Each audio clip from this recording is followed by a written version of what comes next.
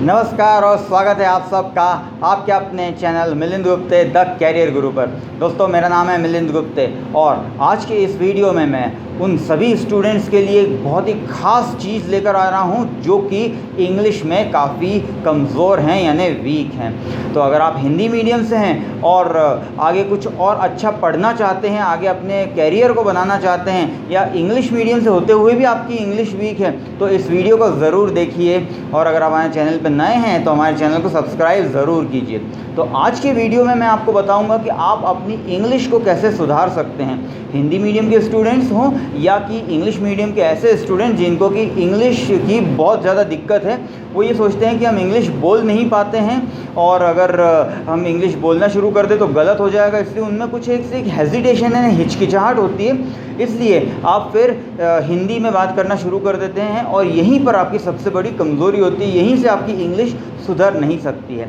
तो वो क्या चीज़ें हैं जिसको अगर आप मानते हैं तो आप इंग्लिश सीख सकते हैं। तो आज के वीडियो में उसी चीज़ को हम सीखते हैं। आज मैं आपको कुछ गोल्डन रूल्स यानी कि बहुत ही ज़्यादा इम्पॉर्टेंट चीज़ें बताने वाला हूं जिसको आपको मानना है, जिसको आपको फॉलो करना है। इस वजह से आपकी इंग्लिश बहुत ही अच्छी हो जाएगी, आप इंग्लिश बहुत अच्छी तरीके से बोल सकते हैं। तो अगर आप स्टूडेंट हैं तो ये बात अच्छी तरह ध्यान में रखिए कि आपको इंग्लिश बोलना ही ज़रूरी नहीं है, उतना ही ज़रूरी है आपके लिए रिटर्न इंग्लिश यानी कि इंग्लिश को लिखना। इन दोनों चीज़ों में स्टूडेंट्स को बहुत ज़्यादा निपुण होना ही चाहिए, तभी आप एक अच्छा कैरियर बना सकते हैं। तो वो कैसा हम इम्प्रूव कर सकते हैं? यूट्यूब पर मैंने काफ़ी सारे वीडियोस देखे हैं या कोचिंग क्लासेस में भी ऐसी बातें बताई जाती हैं कि अगर आपको इंग्लिश सुधारनी है तो ग्रामर पे ध्यान मत दीजिए, सबसे ज़रूरी जो काम है वो आपको करना पड़ेगा।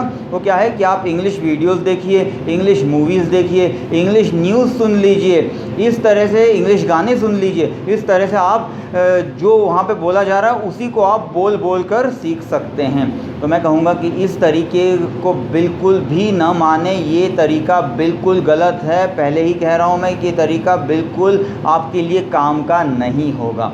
हम इंग्लिश कैसे सीख सकते हैं? देखिए, अगर कोई हमारे सामने इंग्लिश बोल रहा है, उससे बहुत अच्छी इंग्लिश आती है, या इंग्लिश न्यूज़ सुन रहे हो या इंग्लिश मूवीज़ देख रहे हो, उन्हें बहुत अच्छी इंग्लिश आ रही है, क्या हम वही इंग्लिश को रिपीट कर सकते हैं? जी नहीं। अगर हमने उसी तरीके को, उसी लहजे को बोलना, उसी लहजे से बोलना हमने शुरू कर दिया तो क्या होगा? इसको मिमिक्री कहा जाता है, न कि लर्निंग कहा जाता है। याद रखिए, आपको इंग्लिश को सीखना है, आपको किसी भाषा को सीखना है। भाषा को सीखने के लिए कुछ समय दीजिए उसको और भाषा को बेसिक से सीखना शुरू कीजिए। तो मैं जो आपको तरीका बता रहा हूँ उसी तरीके से शुरू कीजिए इंग्लिश को सीखना। देखिए, सबसे पहली चीज़ जो इन वीडियोस में और कोचिंग क्लासेस में जो गलत बात बताई जाती है कि ग्रामर को ध्यान मत दीजिए। छोटा बच्चा बिना ग्रामर के अपनी मातृभाषा यानी मदर टंग सीख लेता है, तो आप भी उसी तरीके से इंग्लिश को सीख सकते हैं। ये बात बिल्कुल गलत है और बिल्कुल भी आपके लिए एप्लीकेबल नहीं होगी। हम ग्रामर पे सबसे ज़्यादा फोकस करें, आपको ग्रामर आना ही चाहिए। अगर आप ये सोचते हैं कि मुझे ग्रामर बहुत अच्छी आती है तो बहुत अच्छी बात है, लेकिन अभी उसको रिवाइज़ कर लीजिए। जो भी ग्रामर हमने सीखा था उसको रिवाइज़ कर लीजिए। मैं स्क्रीन पर आपको नंबर्स दे रहा हूँ, आप इन नंबर्स पे हमसे कांटेक्ट कर सकते हैं और कुछ ही हफ्तों में, 4 से 5 हफ्तों में आपको रोज़ 1 घंटा मैं आपको दूंगा और 1 घंटे में आपको बहुत अच्छी इंग्लिश करवा दूंगा लाइव ऑनलाइन लेक्चर के ज़रिए। अगर आप हमसे कांटेक्ट करेंगे तो बहुत जल्दी आपकी इंग्लिश सुधार सकते हैं। इसके अलावा भी काफ़ी सारे तरीके हैं। आप ग्रामर अपने आप भी सीख सकते हैं, घर पर भी सीख सकते हैं, और कोई टीचर्स हो उनसे भी सीख सकते हैं। लेकिन सबसे ज़रूरी बात है आप ग्रामर को सीखिए, ग्रामर से ही इंग्लिश आएगी। अब ग्रामर हम क्यों सीखना चाह रहे हैं, मैं क्यों इतना ग्रामर पे बार बार जोर दे रहा हूँ? मेरे गोल्डन रूल में ग्रामर सबसे ज़रूरी चीज़ क्यों है? मैं कहता हूँ कि आप English videos, English movies, English news ये सब बाद में देखें। जब आपको ग्रामर आ जाए अच्छी तरीके से, तभी आप इन सब चीज़ों पे ध्यान दीजिए। अन्यथा ग्रामर के अलावा हमको ये सारी चीज़ें कोई काम नहीं देगी, इनको बिल्कुल भी अभी से ध्यान नहीं देना है। ग्रामर अगर आपको आ जाती है तो देखिए, आप कुछ भी सिचुएशन आ जाए, आप अपने खुद के सेंटेंसेस मन में बनाकर उसको बोल सकते हैं। अगर सोचिए, अगर आपको ग्रामर नहीं आ रहा है, आप अपने सेंटेंसेस नहीं बना पा रहे हैं, तो आप कैसे बात करेंगे किसी से? सामने वाला आपसे कुछ भी बात कर लेगा, कुछ भी पूछ लेगा। हो सकता है वो जॉब का इंटरव्यू हो या और भी कहीं हो जहाँ आपको इंग्लिश की ज़्यादा ज़रूरत हो, जीडी हो, ऐसा कुछ भी हो जहाँ एक अच्छा कैरियर में इन सारी चीज़ों पे ज़रूरत होती है। तो क्या आपको वो न्यूज़ और रटी रटाई चीज़ें काम आएंगी? बिल्कुल नहीं आएंगी। आपको खुद अपनी ओर से कुछ सेंटेंसेस बोलने होंगे। अपनी ओर से जो सेंटेंसेस जो आपके मन में हो, जो आपके दिल में हो, वो आप बोल कब पाएंगे? जब आप प्रॉपर सेंटेंस फ्रेम कर पाएंगे। ये आप कर पाएंगे जब आपको ग्रामर अच्छे से आती है।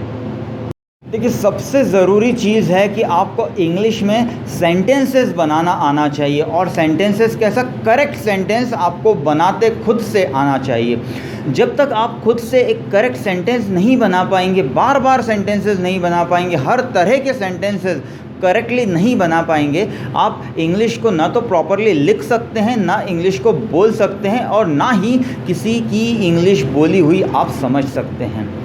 आप शुरू में अनुवाद करके काम कर सकते हैं कि आप जैसे इंग्लिश सीखने जा रहे हैं, ग्रामर सीखने जा रहे हैं, तो हिंदी से इंग्लिश में अनुवाद करें। इसको शुरू में आप कर सकते हैं, पर जैसे जैसे आपकी इंग्लिश सुधरती जाएगी, मेरा यकीन मानिए कि आपको खुद अपने मन से, आपका अपने दिल से आपके सेंटेंसेस निकलने लग जाएंगे। फिर आपको ट्रांसलेशन की यानी अनुवाद करने की कोई ज़रूरत नहीं रहेगी। शुरू में आप ऐसा करिए कि हिंदी का एक सेंटेंस लिख लीजिए और उसको ग्रामेटिकली रूल्स को फॉलो करते हुए, यानी जो ग्रामर के रूल्स होते हैं उनको मानते हुए आप उसको इंग्लिश में ट्रांसलेट करने की कोशिश कीजिए।